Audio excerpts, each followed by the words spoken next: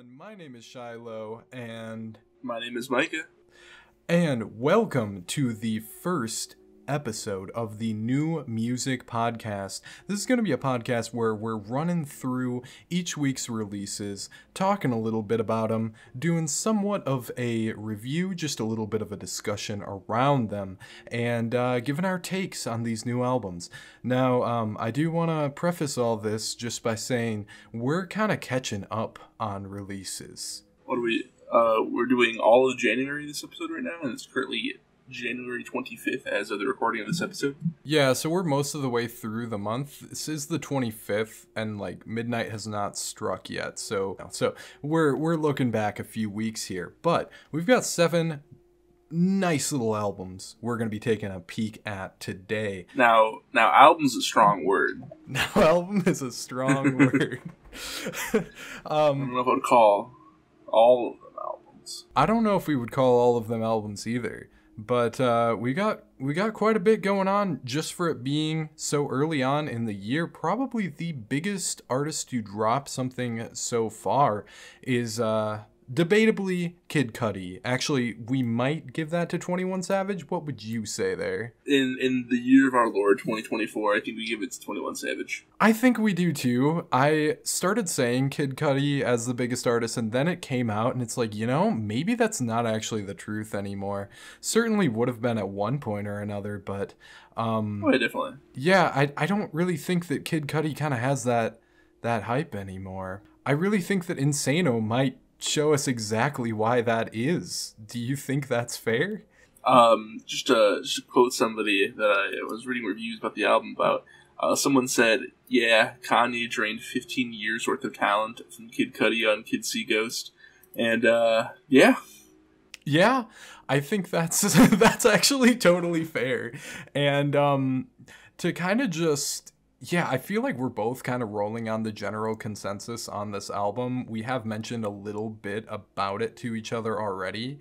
Man, this is just kind of like hitting us with a whole lot of mid all at once. We got a good, like, more than 20 tracks.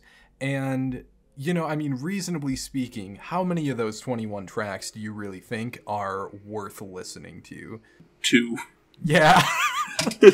2 tracks, At the Party and Keep Bouncing. Those are the only 2 ones I have. What? What? No, actually, no way. No way. Yeah. Okay, please, just kind of give your general overview on the album real quick. I'm very curious about what you have to say now. So when I was listening to it, the hook, bounce, bounce. I was like, fuck yeah, dude. I was playing some video games and listening to the album, and I was like, alright, this was fucking hard. I can totally in see that context. And then At the Party, I don't know, man. It's like a fun, like, it's just like a throwback. You know what I mean? Like let me pop on it right now. Let me defend my honor really quick. Just like type in Kid Cudi. I'm sorry I had such a visceral reaction to that. It just really surprised me. Yeah, I wasn't ready for the... completely threw me off. Those were not the tracks I was expecting. What were you expecting? So, for me personally, while you run that back and just kind of get a better feel for it, I really like Hit the Streets in My Nikes, just because it feels...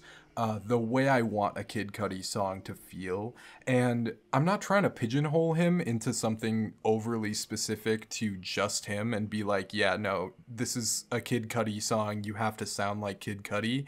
But it's not really messing around too much. It gives me the same feeling as like Man on the Moon 1. And then I felt that a little bit for a couple other tracks that just felt a little bit off. But out of the ones that take up this newer sound, I did enjoy Wow quite a bit, especially A$AP Rocky's contributions to that track and Cud Life. Now, let me go ahead and make sure that Wow is the song with A$AP Rocky on it. It is with A$AP Rocky. It is. Okay, it didn't sound right for a second, so I was a little nervous. I totally buffed that up, but yeah, no, that one, especially Rocky's contribution, just made that one kind of a banger for me. But those were the ones I enjoyed overall. I would say for the most part, though, I just felt kind of not enthused about the album. To kind of, yeah, just get off that little tangent for me, what did you have to say else about At the Party? I just, the beat and the vibe, it's just like, I don't know, man. It does I think it's the Man on the Moon, like, ad-lib where he goes, yeah, yeah, yeah. You know what I'm talking about? Yeah, I do. There's a few times he brings it back. I don't know, man. It just reminds me of, like, some, like OG, like, Tony Hawk's Pro Skater, like, vibe. I love that. That makes sense. I do believe me and you are going to have the exact same least favorite track on this album. Nope. You want to know why? You want to know why? Let me be a hater real quick. At the Party is one of the worst songs I've ever heard. Really? And that's not in like an objective way, and maybe, you know, that's why that's so crazy to me. It just came out of your mouth and I'm like, ain't no way. I was gonna give X and Cud the worst track of the album. Yes, so that is interesting. I want to say my piece on At the Party because I just sound like a dickhead for saying that now. Well, it's true. So facts. But I think that is the worst thing Pharrell has ever touched. I just hate this like restrained kind of whispery almost. No, that's not even the right word. Just like super overly relaxed, kind of not showing any emotion whatsoever hook he does. I know the dude can lay down such good vocals. I don't know why he's doing this almost like squeaky too close to the mic thing. And then I just didn't enjoy much of anything from the other two verses. I just don't care for Travis Scott's or Kid Cudi's inclusions on that track. I think that Travis has some pretty corny lyrics in his part, and then Kid Cudi's verse was just forgettable. And that beat just sounds like some fucking sci-fi space alien type beat. Like, fuck yeah, it does. I don't know. It just struck me as so corny. But on a sound level, I like X and Cud, but on a moral level, it's a little... Moral, yeah. Takes the moral L. Ooh, it's a little rough, for sure. Yeah, I do not dig what this track stands for at all. I don't think you were ever really a big fan of X back when he was really poppin', is that correct? That is correct. Oh, you may or may not know, maybe you do, is that the actual verse for X on here is taken from his track Orlando. Like, it's lifted from a different song. Ooh, that's an extra feels bad. I know, it's so rough because it's like, bro, come on, you really couldn't have done anything? I mean, obviously he couldn't have done anything. We'll just resurrect him. Ouija board. You couldn't have grabbed anything from the vault, at least, to just put on here? Because I know his label is willing to just toss out whatever. So, come on, man. I mean, I know it's a good verse, and it does sound cool here. And I like this kind of, like, duality their two voices take up on this song. But not only having a posthumous feature that was obviously not intended by X when he died, but taking it from an entirely different song is so crazy to me. Is that how you feel about that song, or did you just not like how it sounded too? I was mostly the posthumous unwilling feature that was like, ugh. Yeah, it's not only a posthumous unwilling feature, but it's an especially gross one. But yeah, overall, I don't know if this is maybe a little too harsh, but I just feel like Kid Cudi is trying to be cool with the kids when he's not the kids anymore. What'd you give it? What was your score? My score overall here, I gave this a 52% at first, and then I realized what was happening with that Orlando verse because I knew it sounded familiar, but I thought it was an unused verse. And then I went ahead and dropped it down to a 48 because I don't think you should be above average with that kind of behavior. I'm sorry. I gave it a 50. You gave it a 50? Gotcha. Strong 50. Yeah. I think he's at his best when he's doing his old thing and not trying to get into this new bag. Which is unfortunate because I'd like to see him cover some new ground too, but if he's going to cover some new ground like this, Maybe he shouldn't. Just make Man on the Moon 1 again. It's what we want. And that's the thing, is that this feels like such a fall off from Man on the Moon 3, because that was kind of maybe doing a little bit of rehashing, but a little bit of like going into the psychedelic trap lane as well, like this album tries to. But it just felt so much more smooth then. This just feels like some sort of misguided thing he's got going on here, I guess. I don't know, is that all our thoughts on that album, or is there anything else you wanted to say about it? I believe that's all. Okay, cool. Maybe the most like significant release of the week, so we might have spent a little bit of time on that one. But next album up here, we had 21 Savage with American Dream. I know that you had an interesting take on this a little while ago, and then you said you were going to keep re-listening to it. So I want to hear where you're at with this record. I think it's a good record. I'm just not really, like, into 21 Savage, so it's like, I have to look at it from the most objective, like, standpoint possible. This isn't really, like, my vibe, my, like, usual, like, what I'm trying to listen to. The one track that stood out to me was Red Rum. It was fun. Yes. A little goofy. Yes, I love Red Room. That is actually my favorite song on the album, so I guess we're pretty much the same there. I've been the bigger 21 Savage fan of the two of us, and honestly, I think this might be his best work yet, personally. It does make sense to not totally be into it if you're just not really into his sound, because this isn't something extraordinarily new and different for him by any means. It's just maybe even a further improvement upon what he's already done. I don't know. Do you have a point of comparison that's like recently fresh in your memory for any of his previous stuff? I don't, actually. Gotcha. Did you ever hear Her Loss, his project with Drake that came out in 2022? I have not. I've actually never heard a Drake album ever. Really? That's interesting. I feel like we can do something with that in the future. Exactly. That's a crazy thing to have not heard a Drake album in a way. I don't think I've heard a Drake track, not on purpose at least. I mean, yeah, you would have to never go outside to never hear anything from... That's fair. That's fair. How I'm feeling on this one is just that he's kind of taken up this like old school dusty type aesthetic, bringing some good features on, really has some just cool samples and beats. Like, I don't know if you really kind of felt that same vibe I'm feeling, but I really like the samples that he chose for some of these beats, or the producers chose rather. I suppose it wasn't 21 himself more than likely. How do you feel about some of the features on here? Because I think it's a really interesting mixed bag. You got Doja Cat, got Young Thug, Metro Boomin, Dirk, Travis Scott.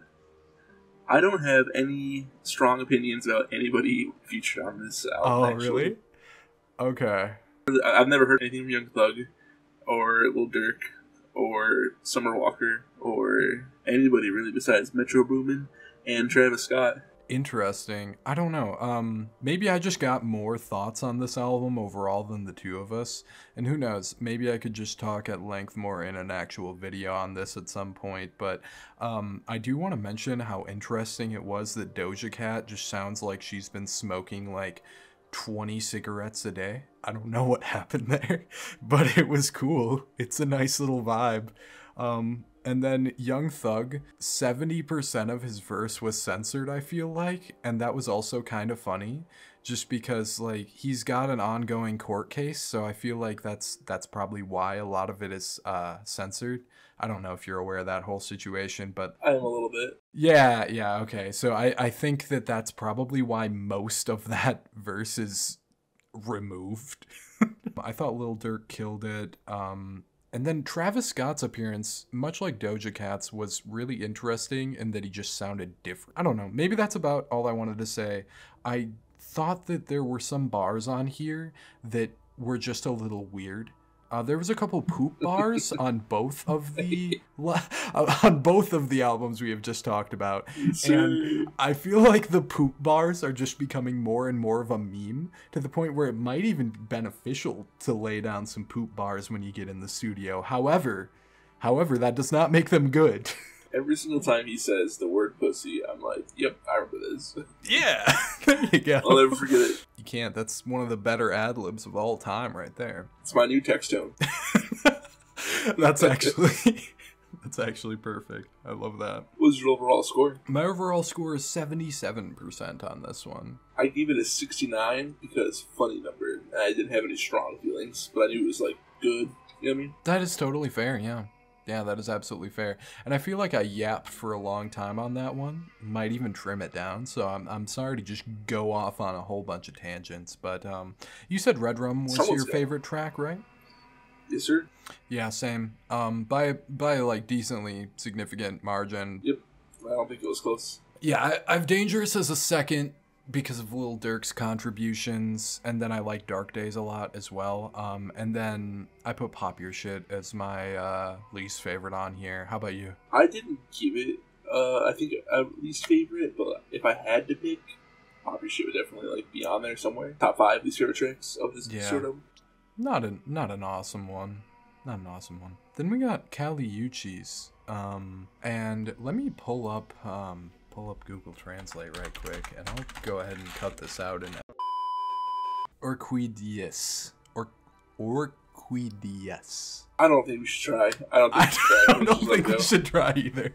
All right. I just did a Shakira album review too, and I've just been butchering Spanish. That's my new hobby. Anyhow, how do you feel about this new one from Kali Uchis?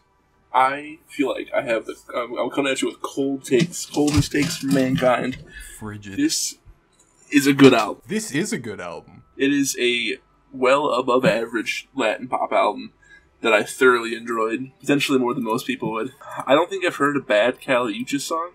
I don't think they exist. I don't think they exist either. I refuse to believe them if they do exist. Right? I haven't ever heard anything bad from her, and I think this album's no exception whatsoever. Yeah, I think my takes on this are just as frigidly cold. I mean, really, dude, it's a beautiful sounding album. Yes, sir. Yes, sir. I don't even think I have anything like interesting to say about it. Do you? No. I don't know, man. It just sounds so dreamy. There's a little bit of experimentation going on here and there. Latin bedroom pop. Latin bedroom pop. Yeah. I mean, really, you got a little bit of variety going on, but for the most part, it just sticks to like one solid thing that just sounded really good. It's all vibes, bro. It's Vibe City. Population Kali Uchis. It is Vibe City. However, not to be a hater, but those later songs on here that are like a little bit upbeat, how did you feel about them? Like the more like punchy songs, starting at track 10. I'll pull up track 10 right now. That one has the features on it. I believe Munekita, if I was gonna try to pronounce it. I like it. It's like a fun little like punchy little. I don't know, man. It's Latin pop. Yeah, it's good. It's decent. It's a fun little vibe. I think there's just annoying bits on that song, not from her, but like from the features. I believe it's the El Alpha feature on here. Is just a little bit irritating to me. But I also did like the rap verse on there. That's cool, at least. I just think when she gets into this like more upbeat space, it's just a little less vibey to me. And I don't know. I think that was really the only big flaw with this one. Is just some of the tracks weren't hitting that way. Understandable. What was your what'd you give your overall score for it? My overall score is 75%. How about you? I gave it a 77. 77. Yeah. I rated it lower than I wanted to, just because like I don't want to overrate it. And I definitely will. Yeah, for sure. I feel like my score could go up. I do. Yeah, if I give it a little bit more time, just because I did already notice some songs growing on me, such as my favorite, Young, Rich, and in Love. What was your favorite? Oh, fuck. I gotta pronounce this? You can literally just say a track title, and I'll just put in a text-to-speech or something. Igual que un ángel. The one that says like... Yes. I think it's What is an Angel in English, but I don't know. That one was cool. I thought it was just a little bit like leaning too far into the poppy side of things. It has a strong mainstream appeal at certain points where I was like, you know, you could be experimenting a tiny bit more. But I do like on that track that there's like a little bit of diversity just in that you have 2 vocalists. So that was kind of neat. Sure. Did enjoy that a bit. All right. I don't really think we have anything else No, I don't think it would be interesting to say. really to say. It's just good. Yeah, it's just a good album. Like, I'm here to confirm what you already know. It's a good album. Hot take. hot take. This good album is good. Let's see here. What's next? Bill Ryder-Jones with Iechyd da, I believe. And it is translated to good health from, I want to say, German. I did figure this out a while ago, and here I am messing it all up. Anyhow, how do you feel about this one? Now, how do you feel? You go first in this one. No. You don't want me to do that. Alright. I felt like it was a pretty good album. I felt like it was like, just does what everything like an indie album wants to do. It feels like it's trying to capture a little bit of, New Country Black Road, or what are they called? Is that right? Black Country New Road. Black Country Road. It feels like it's trying to like piggyback on that just a little bit with like, oh yeah, we're trying to be like really fun to critics. But I feel like when it comes to just like not critics, it gets rated a lot lower because people are just like, this seems kind of like just some pretentious bullshit going on. But I feel like it's perfectly fine. I feel like it being a must listen on like album of the year, I feel like it's a bit much. I feel like the blue star rather than the orange star is really an indication sometimes. It did get the classic blue star. Might have been the first album this year to do so. I'm not really even sure. It definitely feels like it's catering to critics a little bit. Before a lot of it. Yeah, definitely feels like it is a lot of it. I'll go ahead and agree with you there. Yeah, so have you aired your thoughts on it just as a whole? Yeah, I mean, like, so going into like specific tracks, the only track that really stood out to me is "This Can't Go On," but even then it was like I had to look for that. Yeah, just it's all like, this could just be one really long song. That's the one that has the line, I want to be your dog, and then quickly followed up by I want to fuck. I just wanted to see if it was that song. I just noticed that, and I'm like, oh my god. I don't know. Something about that really rubbed me the wrong way, and I know that I'm taking it the wrong way. Maybe even a little bit intentionally, but okay, maybe those lines are too close together. They are. They're too close together. But there's a whole line in between them. There is one line between them. You're right. But there should be 2 or 3. It's your haters arc, bro. I'm gonna come in here right quick, and say what I got to say about this one, and I'm gonna be on my hater shit once again. I figured you would. I'm not gonna lie, man. I knew you would just despise this album. Do not like it. Oh my god. And I find it really interesting that you said that it reminded you of Black Country New Road, because those are like worlds apart to me. Oh no, I meant that more so in the way where it's just like, this is really trying to be like good like that, but it's not. Yeah. Like it's trying to like be as good as that band. The band's so good, bro. Right. Yeah, no, for sure. I feel like both of them are definitely shooting for critic bait in a way, but Black Country New Road does it in a way where I'm like, oh wow, this is making me feel feelings. This whole album sounds like he's sleeping. Yes. Like, bro did not wake up today. I don't know, man. And lyrically, sometimes it just sounds like he's overly bitter. Sometimes these lyrics are just a little too on the nose and just not saying much while trying to evoke some sort of imagery, but like just not doing it for me. And then the instrumentals, man, this is all recorded so lo-fi, and it feels like there's just so many disingenuous crescendos. It doesn't feel earned. Like, nothing on this album feels like it earned the pretentious air that it has about it. It's really just gross to me. I don't know how else to really phrase it. I don't I don't want to hate this as much as I do, but it just struck me as something that made me feel fucking icky inside, man. I don't know. So I'm looking through the user reviews and the album of the year since we brought that up, and the general consensus of the user reviews is this is lukewarm. Yeah.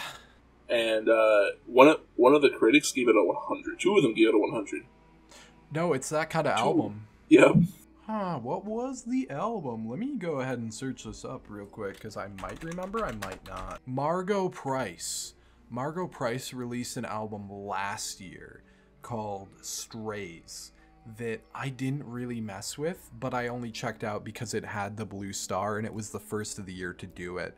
And I feel pretty similarly about that album as I did with this one, but that one I had moments where I'm like, oh no, okay, this hits.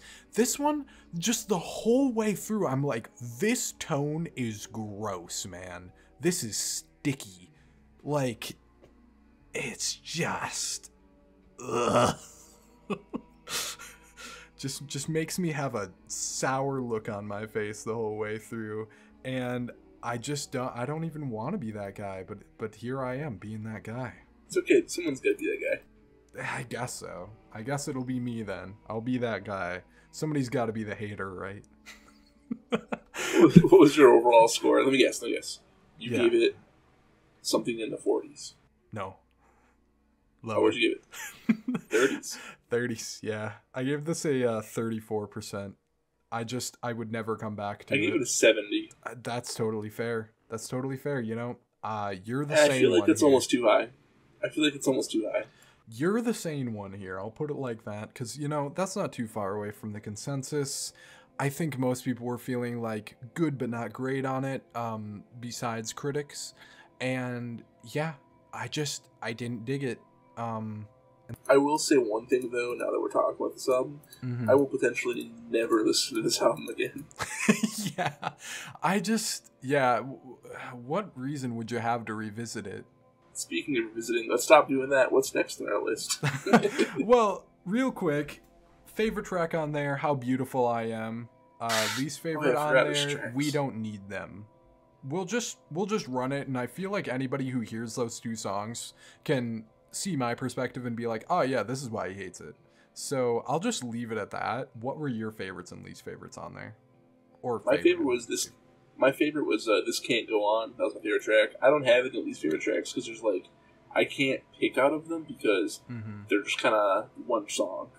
It does feel like one song, and if you want this vibe, it's plentiful. If you turn on this album and you hear how it sounds and you go, yeah, this strikes my ears as something I want to listen to, then boom, you've got like whatever 40 some minutes of it.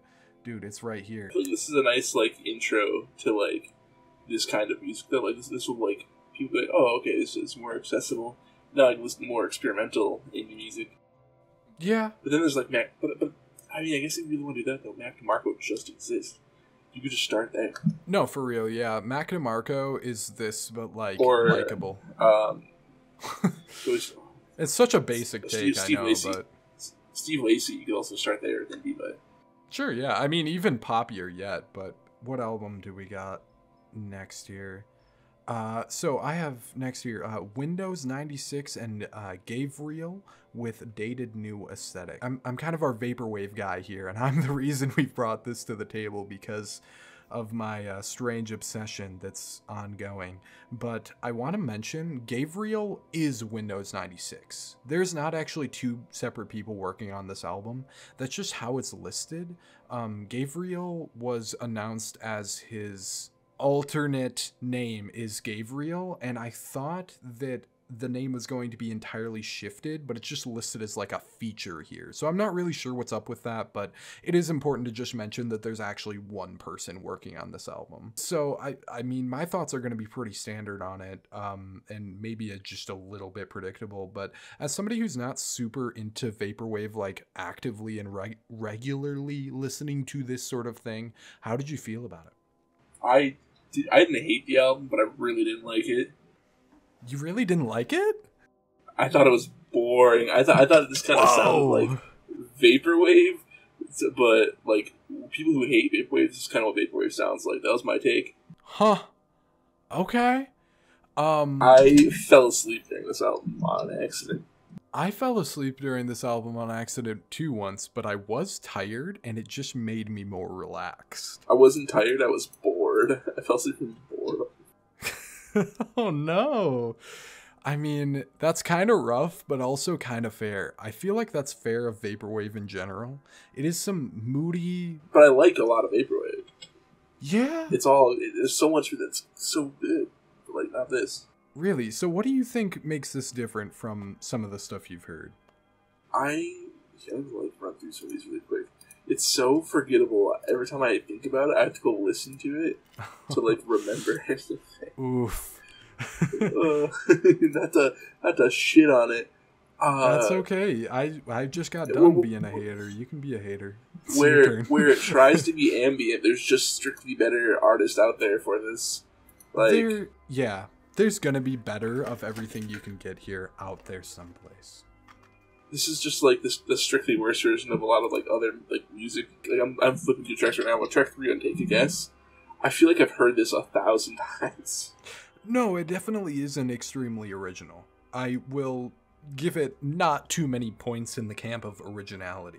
I will absolutely say that much. So it is totally fair that that's your critique for it. I mean, okay, I don't really know how much context you have. Windows 96, though, is generally considered a pretty important player in recent Vaporwave. This is not Windows 96's best album by any means. I went through some of his earlier stuff, and that was good.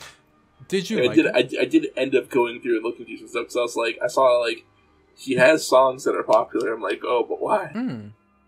I see. Yeah, no, and the fact that it's all on streaming is kind of nice too. Just really some super vibe heavy kind of ambient leaning, sometimes kind of quirky and fun little Vaporwave stuff, going in that dream aesthetic. Really, it feels to me like this album is just accomplishing what it wants to do. That's just, generally speaking, how I felt about it. Like, it really just felt enjoyable in the way that I can put it on, just kind of vibe out. I'm almost always going to be doing something else while listening to this, but having it on in the background is super nice. I just think it perfectly served its purpose as something like that. But at the same time, too, I felt like there was some really fun and unique moments that I don't think I could get a lot of other places, but those are a little few and far between, I will say. And sometimes, I don't know how you feel about this, especially since you called it more so boring than anything else, but sometimes it felt to me like the album had a little bit of like ADHD going on with it, which is fine for someone who has a brain wired a little bit strange as well. However, it's just kind of all over the place. Like, sometimes you'll have a song where it just feels like you're mixing two different things that just don't necessarily work together. I think there's a song, hold on, I'm grabbing the title. Feel Birds on here really felt that way to me. What do you think about that? I have no opinions on this album other than what I stated. I'm gonna keep it real cheap. I didn't go that deep into it. You know what? That's totally fair. That's totally fair. I did notice this has some lower scores, and some people talked about it not super positively. I guess I just enjoy it, though. I guess I just found it to be a fun little record. Like, it's not gonna be my favorite Vaporwave album ever. Never gonna get to that level for me. It is just kind of another piece of the ongoing sound that's already here, but I think it's got some fun little moments that that were pretty cool. In particular, my favorite track was A Light Sleeper, and I also really like Not a Puzzle or a Riddle and A Moment of Reflection. Those ones, pretty prime cuts in my eyes. Understand them. I didn't have any like favorites, least favorites, so I don't like any of it. Okay, gotcha. Yeah. Fair. What was your overall score? My overall score was 71%. I give it a 35%. Oof. Oh my heart. That's totally fine. That's totally fine. Oh, we just both had to be a hater on something right next to each other. God damn. Oof. Well, What's next? Do we have Green Day or Eric DOA next? we have Eric DOA next. Oh my god. Something we'll agree on. Will we? Oh yeah. I'm not sure if we'll agree on it. How do you feel about it? Shit, fucking slap, bro. Hell yeah, okay. I'm glad you liked it, because I wasn't really sure how much you're going to enjoy kind of the pop rap side of things. I normally wouldn't, but this just brought in all the nostalgia from when we were kids. Right? Because like with all the fun little internet references, it was just so fun and like flavor, and it had like the emo rap shenanigans going on there. Like, oh yeah, smoking cigarettes with the boys in the park at midnight. Listening to fucking whatever you guys are listening to. That's true. Yeah, it does kind of bring us back. It does in a way, and maybe that's why I like this so much. To an extent. I mean, I have very definitive reasons I like it a lot too. But yeah, I mean, you got a little bit of Gex going on. You got a little bit of Lil Peep going on. I mean, there's so many things that are just very nostalgic for the both of us, I feel like. I have a hot take coming. Oh, do you? I don't know how hot this is, but I don't think there was any bad tracks on it. Oh no, I totally agree. I don't even. There's not any tracks that I don't like. It's all good. There are some that I won't specifically search out and come back to, but there is not a single thing on here where I will reach over to the skip button 10 times out of 10. Like I will set this album down and let it play front to back always if I'm playing it. And that has literally held true this entire like period of time, this 2 weeks that we've been kind of acclimating ourselves to these albums here. I have played this album probably 12 times. What's your track? My favorite track? I don't even know if we should move on to that yet. But I don't know. I just wanna get we'll do the least favorites last, but I wanna hit the favorites now.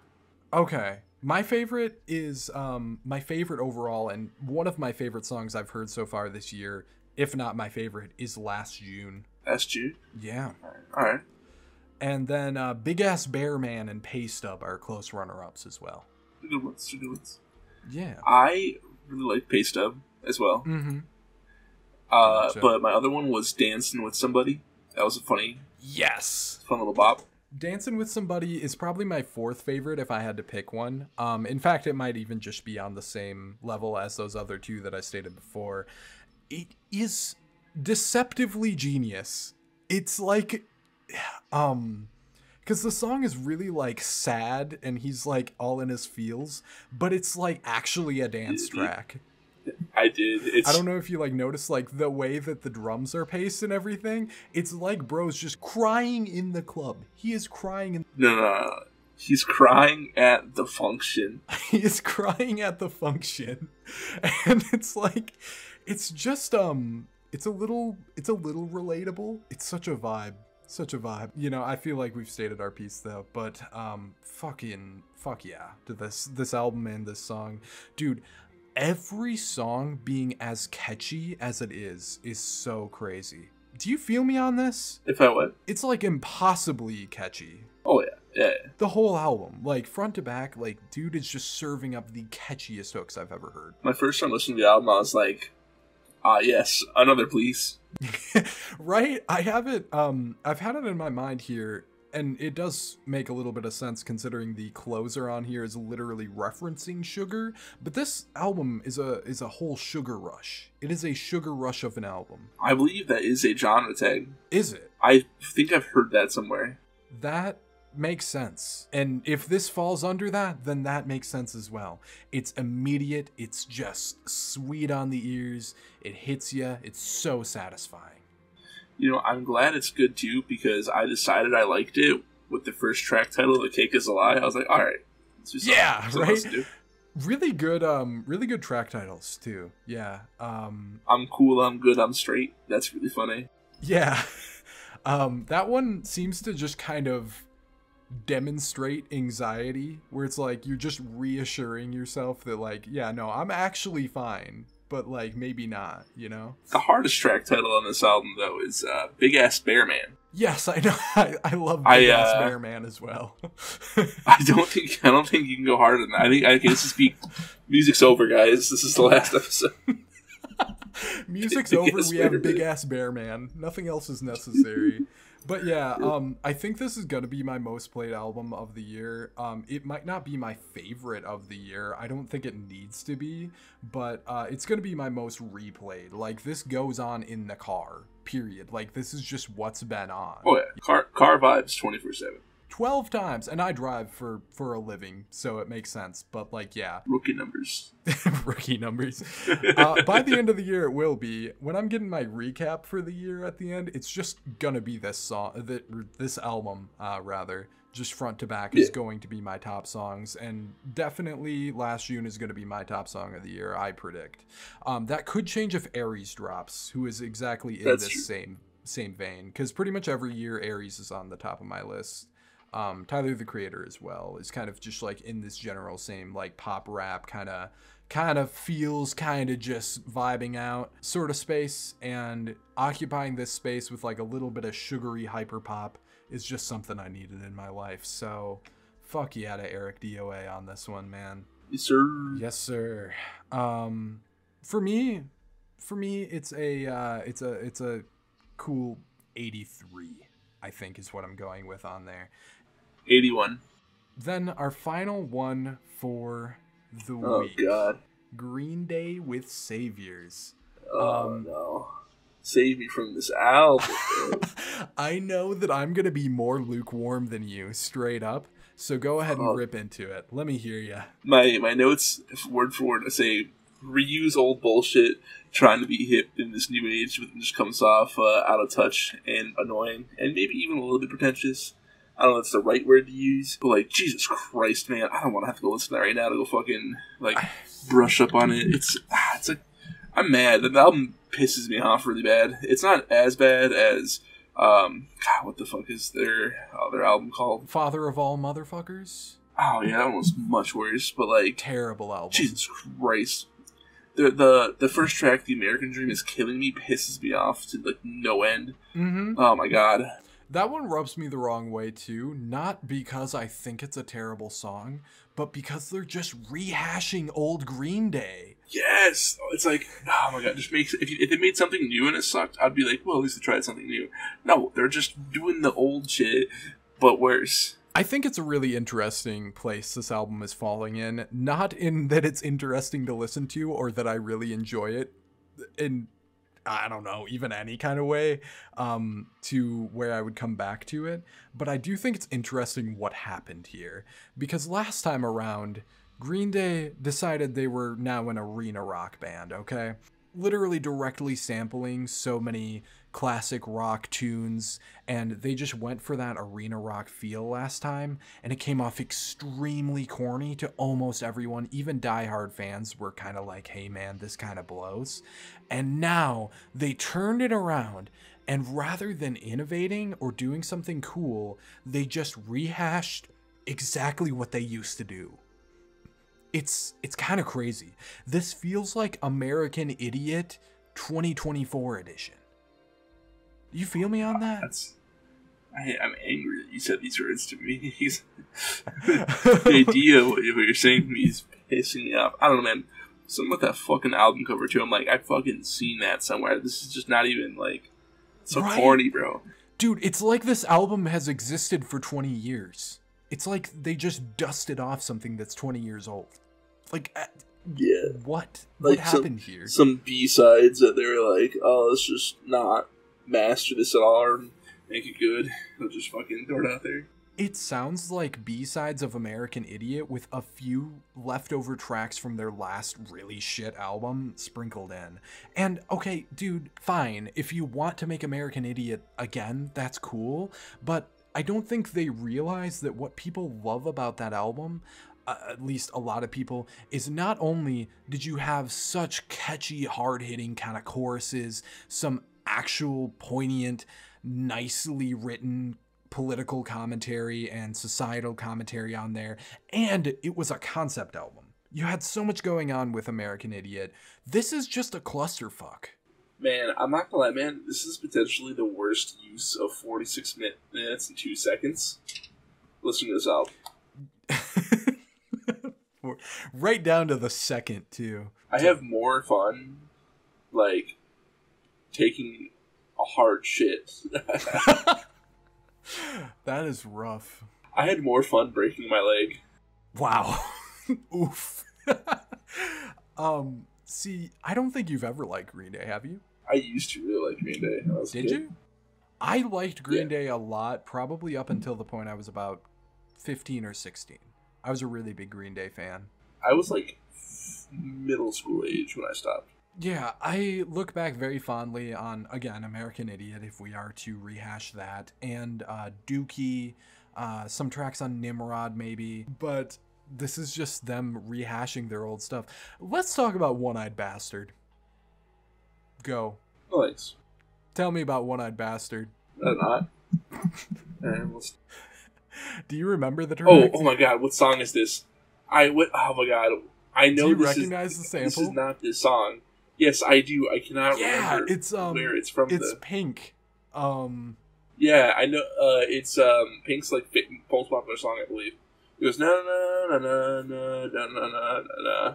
Yes, you know what I mean? Yeah. It's the Hold on, let me actually pull the title of it. I believe it's So What. I just want to fact check. Yeah, okay. So What is the name of the song, and this song is catchy, and it does have a little bit of a hitting groove to it, but it is cheating, man. It is cheating so hard. You just took a song that, like, pretty much everybody's going to like and vibe to, and we're just like, no, that's mine. And now I'm going to say bada bing bada boom 5 times over it. Yeah, I'm not going to lie, man. The bada bing bada boom line, if it was anybody else, it'd be really funny, but like... It is funny to me. It's so stupid, but it is funny. Now... It's cringe, and I don't like using that word very much. No, I don't really like using cringe anymore either, because it is overplayed, but this album has a lot of cringe. I think it's fair. I think it's only fair we say cringe here. The fact that someone out-cringed Kid Cudi is a little bit impressive. It is Green Day, you can't be too surprised. After their last studio album...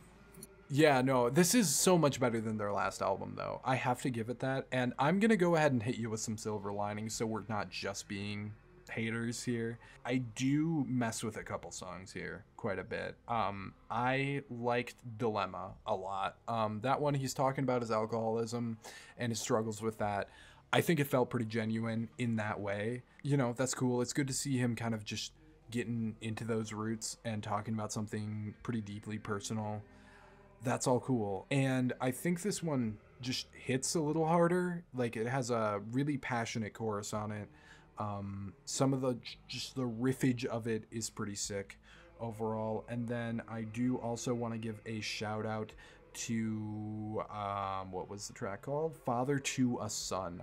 Father to a Son is obviously building off of the bones of Wake Me Up When September Ends in a way, because it is this slower sentimental tone. Again, this album kind of continues to mirror American Idiot that way, but this one's sweet. It's cute because it's a letter to his son.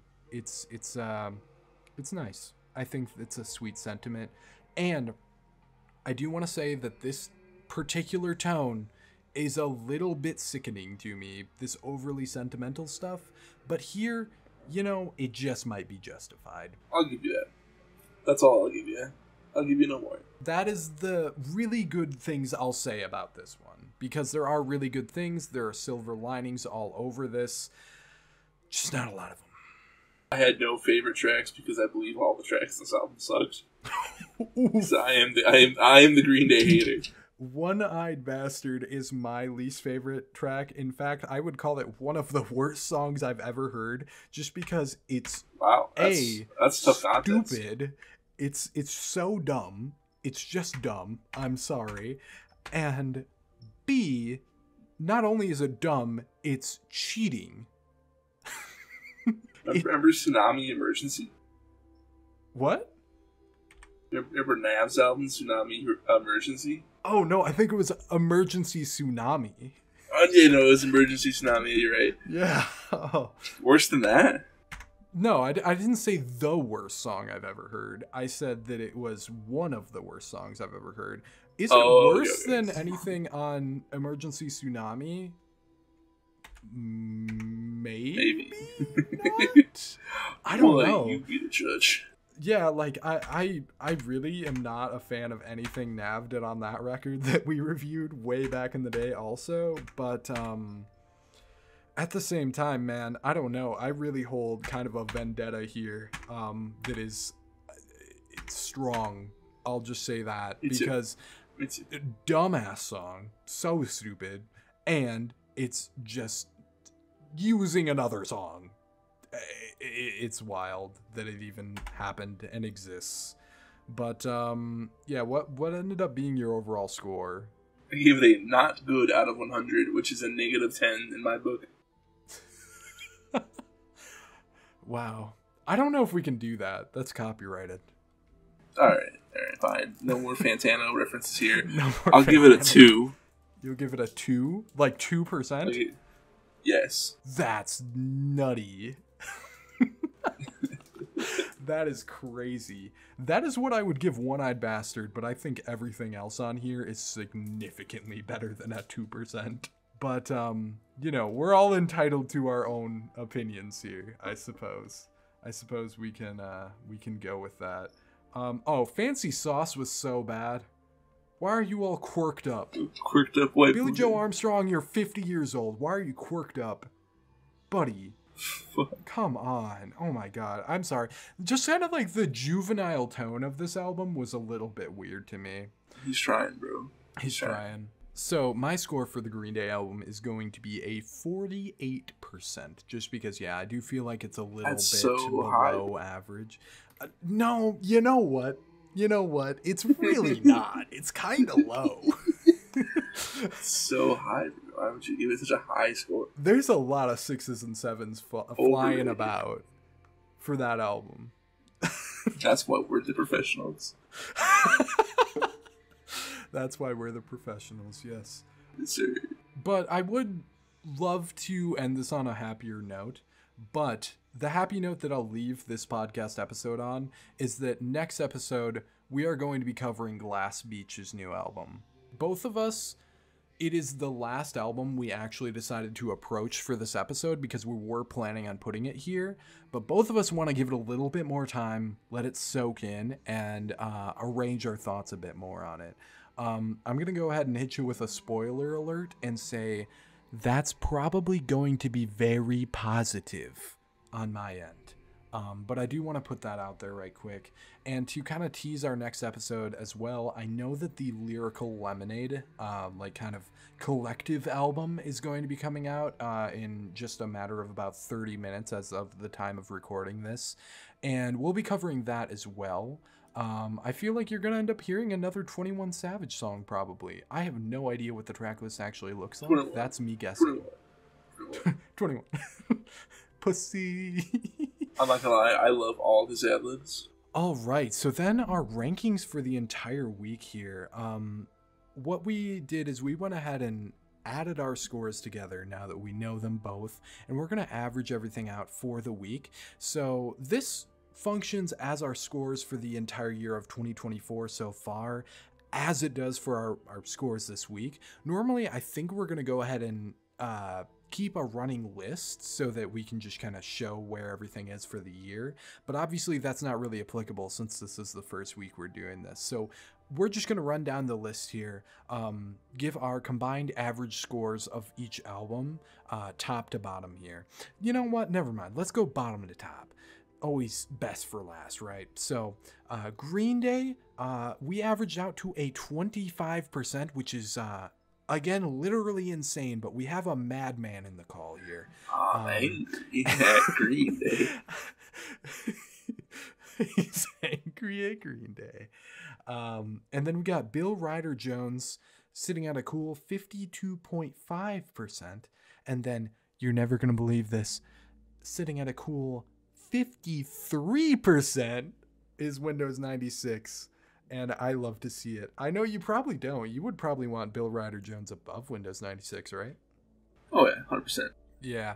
Well, I'm a little upset, but I want you to know that. I'm glad it happened, okay? We'll put it like that. And then we got 73% combined score for 21 Savage. Pretty decent album all around. Kali Uchis comes in second place for the week at 76%. That's a cool light 8, man. That's a nice record. And then ericdoa was our favorite for the week, coming in at an 82.5%. Yeah, I'm almost stunned by how good ericdoa's album is. Just because his previous output has been good, but not that good. I mean, dude absolutely deserves album of the week, and I'm glad this is the week he hit, because, yeah, man, I mean, like, sometimes we're probably going to give out a little bit higher than an 82. It's probably going to happen, but he deserves his flowers for what he's going to do to my 2024. It's going to be a big improvement overall, I think. This is my new vibe album, so gotta give it a shout. But yeah, did you have anything else to say to the people, Micah? Remember, if you don't agree with my opinions, you're wrong. That's pretty wholesome. So we're going to go ahead and wrap it up right here, and we will see you next time. Peace. Should I stop recording now?